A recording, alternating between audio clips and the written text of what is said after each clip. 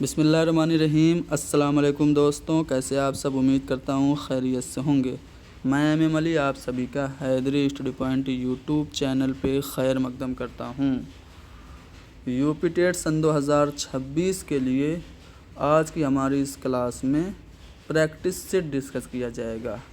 اس چھٹے practice set میں ہم اردو کے نصاب کے مطابق 30 سوالات حل کریں گے۔ پہلی بار ہم نے چیٹ جی پی ٹی سے تھمبنیل بنایا ہے، کیسا بنا ہے؟ اچھا بن گیا ہے نا؟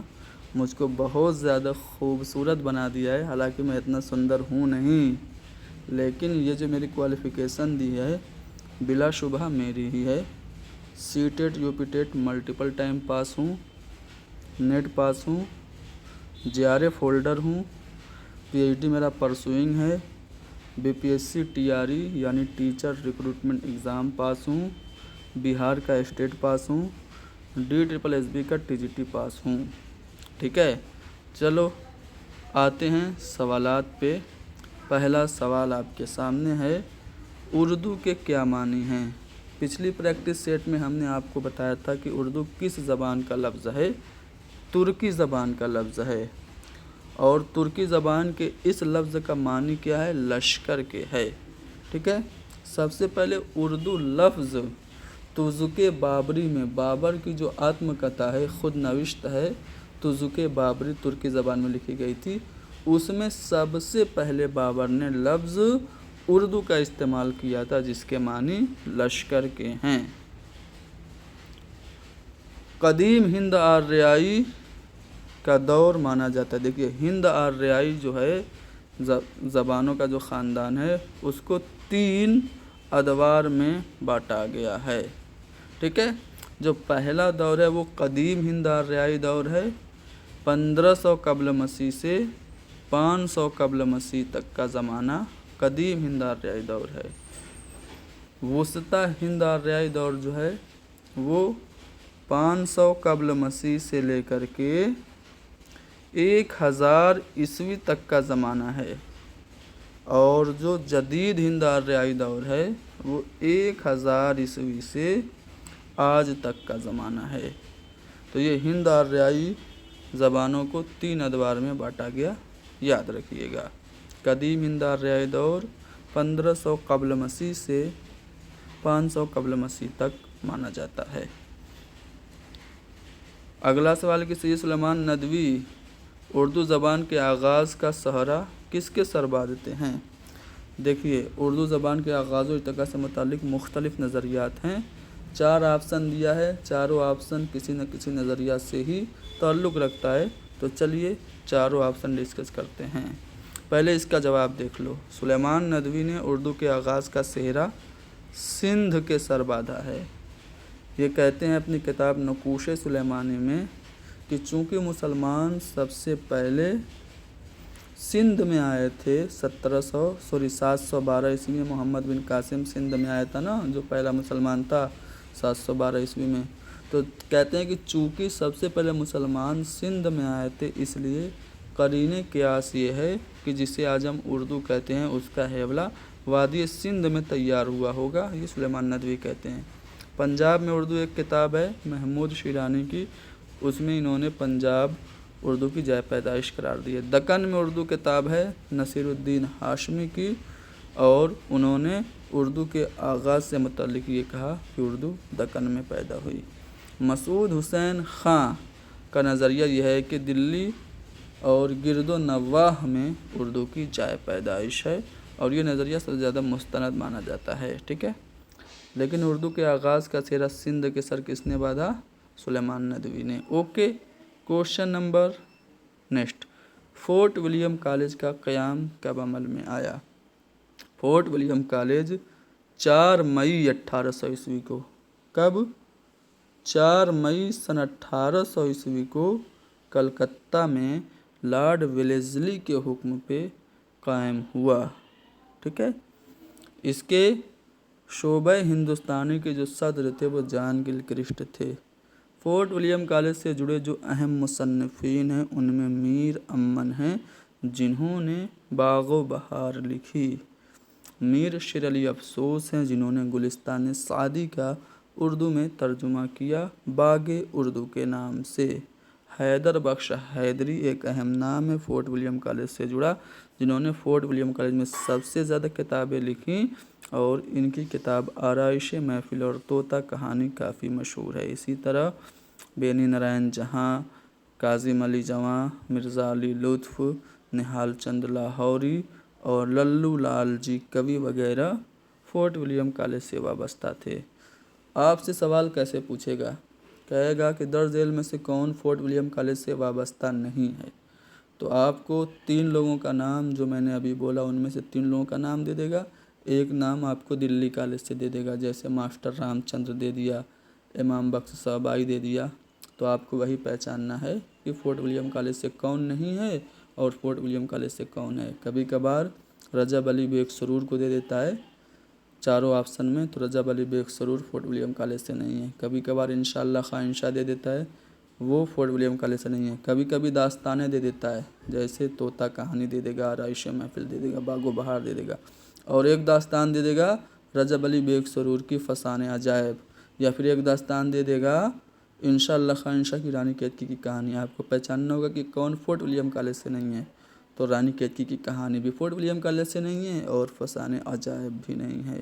ٹھیک ہے، تو اس طرح سے سوال پوچھے جا سکتے ہیں، سوالوں سے سوالات نکال رہے ہیں۔ چلو انشاءاللہ انشاء کی کتاب ہے دریائے لطافت۔ ابھی ہم نے ان کی جو داستان تھی رانی کیتکی کی کہانی اس کے بارے میں جان لیا، جو کہ آسان اردو زبان میں لکھی گئی۔ ہندی والے یہ دعویٰ کرتے ہیں کہ یہ ہندی زبان میں لکھی گئی، کیونکہ مصنف نے اس کتاب میں یہ لکھا ہے کہ یہ وہ کہانی ہے جس میں ہندی چھٹ، نہ کسی اور بولی کا میل ہے نہ پٹ، یعنی کہ اس میں عربی، فارسی اور ودیسی الفاظ استعمال نہیں ہوئے ہیں۔ تو انشاءاللہ انشاء کی ایک کتاب ہے دریائے لطافت، جو اردو قواعد کی پہلی کتاب مانی جاتی ہے، اور یہ صرف و نحو یعنی قواعد کی کتاب ہے۔ اس کا موضوع صرف و نحو ہے کہ شیر کی آمد ہے کہ رن کانپ رہا ہے، رستم کا جگر زیر کفن کانپ رہا ہے، ہر قصر سلاطین زمن کانپ رہا ہے۔ اور ایک مصرع مجھے بھول رہا ہے، شمشیر بکف دیکھ کے حیدر کے پسر کو، جبریل لرزتے ہیں سمیٹے ہوئے پر کو۔ ٹھیک ہے، یہ پورا بند ہے مرثیہ کا، اور یہ مرزا دبیر کے مرثیہ سے ماخوذ ہے۔ کبھی کبھار یہ شعر آپ کو دے دیتا ہے اور پوچھتا ہے کہ اس شعر میں کون سی صنعت استعمال ہوئی ہے، تو یاد رکھیے گا اس میں صنعت استعارہ ہے۔ اوکے، اگلا سوال، فسانہ آزاد میں کس شہر کی تہذیب و تمدن کو بیان کیا گیا ہے؟ تو فسانہ آزاد میں آپ کو لکھنؤ کی تہذیب و تمدن پیش کی گئی ہے۔ ایک ناول ہے امراؤ جان ادا، اس میں بھی لکھنؤ کی زوال پذیر تہذیب اور تمدن کی عکاسی کی گئی ہے۔ مرثیہ غالب کس نے لکھا؟ مرثیہ غالب، غالب کی موت پر حالی نے لکھا تھا، کہتے ہیں بلبل ہند مر گیا ہے ہاتھ۔ ٹھیک ہے، تو یہ حالی نے لکھا تھا۔ اب مرثیہ غالب کی حیت اکثر پوچھا جاتا ہے، کس حیت میں ہے؟ تو ترکیب بند کی حیت میں ہے۔ حالانکہ یہ سب سوال یو پی ٹیٹ کے لیول سے تھوڑا سا زیادہ ہیں، لیکن میں بتا رہا ہوں تاکہ آپ کو مشکل پتہ ہو، تو آسان تو آپ چٹکیوں میں کر لیں گے نا۔ چلو، گرامر کا یہ سوال ہے کہ وہ کلمہ جو اس میں خاص کی جگہ بولا جائے اسے ہم کیا کہتے ہیں؟ اس کو ہم کہتے ہیں ضمیر۔ جو ناؤن کی جگہ بولا جاتا ہے وہ ہوتا ہے پرو ناؤن۔ ٹھیک ہے، میں نے کہا کہ علی ایک بہادر لڑکا ہے، وہ کسی سے نہیں ڈرتا ہے، تو میں نے پہلے علی لفظ استعمال کیا، پھر اس کے لیے بعد میں میں نے وہ لفظ استعمال کیا، وہ کسی سے نہیں ڈرتا ہے۔ تو یہ جو لفظ وہ ہے یہ ضمیر ہے، پرو ناؤن ہے، ہندی میں بولے تو سرونام ہے۔ غبار خاطر کس کے خطوط کا مجموعہ ہے؟ تو غبار خاطر یہ مولانا ابوالکلام آزاد کے خطوط کا مجموعہ ہے۔ قلعہ احمد نگر کی جیل میں جب مولانا ابوالکلام آزاد بند تھے تو انہوں نے اسی اسیری کے دوران یہ خط لکھے تھے، جن کو بعد میں غبار خاطر کے نام سے مرتب کر کے شائع کرایا گیا۔ 1946 میں محمد اجمل نے اور 1947 میں مالک رام نے ان کو خطوط کو جمع کر کے شائع کرایا۔ یہ جو کل خطوط تھے ان کی تعداد کتنی ہے؟ غبار خاطر میں کل 24 خطوط ہیں۔ غبار خاطر میں 24 خطوط تو آپ نے جان لیے۔ اب یہ جو خطوط لکھے گئے تھے کس کے نام لکھے گئے تھے؟ ان خطوط کے مکتوب علیہ کون تھے؟ تو حبیب الرحمن خاں شیروانی تھے، ٹھیک ہے، شیروانی صاحب خطوط غبار خاطر کے مکتوب علیہ تھے، یعنی انہی کے نام خط لکھے گئے تھے۔ نقش فریادی یہ کس کا شعری مجموعہ ہے؟ تو نقش فریادی یہ شعری مجموعہ فیض احمد فیض کا ہے۔ فیض کا پہلا شعری مجموعہ نقش فریادی ہے۔ موتی خط لکھتا ہے یہ کون سا فعل ہے؟ تو یہ فعل حال ہے، ابھی پریزنٹ ٹائم میں لکھ رہا ہے نا، تو یہ فعل حال ہے۔ وہ فعل جس کا فاعل معلوم نہ ہو، جیسے کپڑے دھلے گئے، کس نے دھلا نہیں پتہ، ٹھیک ہے، سبق پڑھا گیا، کس نے پڑھا نہیں پتہ، تو اسے ہم کیا کہتے ہیں؟ تو اسے ہم فعل مجہول کہتے ہیں، یعنی آپشن بھی درست ہوگا۔ مصور غم کسے کہتے ہیں؟ مصور غم کہتے ہیں مولانا راشد الخیری کو۔ اب دیکھو کچھ القابات اور کچھ مشہور شخصیات میں بتانے والا ہوں، غور سے سنیے گا۔ عوامی شاعر نذیر اکبر آبادی کو کہتے ہیں، قومی شاعر چک بست کو کہتے ہیں، شاعر شباب اور شاعر انقلاب کس کو کہتے ہیں؟ جوش ملیح آبادی کو کہتے ہیں، اور شاعر مشرق علامہ اقبال کو کہتے ہیں، مزدوروں کا شاعر احسان دانش کو کہتے ہیں، رومانی شاعر اختر شیرانی کو کہتے ہیں، ٹھیک ہے، اور میر تقی میر کو کیا کہتے ہیں؟ خدائے سخن کہتے ہیں، ریختہ گویان ہند کا استاد اعظم بھی کہتے ہیں، قنوتی شاعر بھی کہتے ہیں، حسرت کو امام المتغزلین کہتے ہیں، جگر کو رئیس المتغزلین کہتے ہیں، غالب کو حیوان ظریف کہا تھا حالی نے، ٹھیک ہے، اور ولی دکنی کو اردو شاعری کا بابا آدم کہتے ہیں۔ سونا اس اسم کی صفت نسبتی کیا ہوگی؟ تو سنہری ہو جائے گی، ٹھیک ہے، جیسے میں کہوں ہندوستانی فوجی تو ہندوستان سے نسبت کی وجہ سے ہندوستانی ہو گیا، تو یہ صفت نسبتی ہو گیا۔ کشمیری شال تو یہ جو کشمیر کی وجہ سے سال کو نسبت ہو گئی، تو کشمیری شال یہ صفت نسبتی ہو گیا۔ اسی طرح عربی گھوڑا، جاپانی جوتا، ٹھیک ہے، امریکی کتا، یہ امریکی سور وہ بھی تو ایک ہے، تو وہ سب صفت نسبتی ہو گئے، ٹھیک ہے، بورا سور، امریکی سور، آپ سمجھ گئے ہوں گے میں کس کی بات کر رہا ہوں۔ چلو، طول غم حیات سے گھبران اے جگر، ایسی بھی کوئی شام ہے جس کی سحر نہ ہو، سحر نہیں، سحر مطلب ہوتا ہے جادو، سحر نہ ہو، سحر مطلب ہوتا ہے صبح، ٹھیک ہے، طول غم حیات سے گھبران اے جگر، ایسی بھی کوئی شام ہے جس کی سحر نہ ہو، تو یہاں پہ شام اور سحر یہ دو متضاد الفاظ ہیں، اپوزٹ ورڈ ہیں، اس لیے اس میں صنعت تضاد ہوگی۔ جس شعر میں دو متضاد الفاظ آ جائیں اسے ہم صنعت تضاد کہتے ہیں، جیسے درد منت کشے دوا نہ ہوا، میں نہ اچھا ہوا برا نہ ہوا، تو اچھا برا متضاد الفاظ ہیں، اس لیے صنعت تضاد ہے۔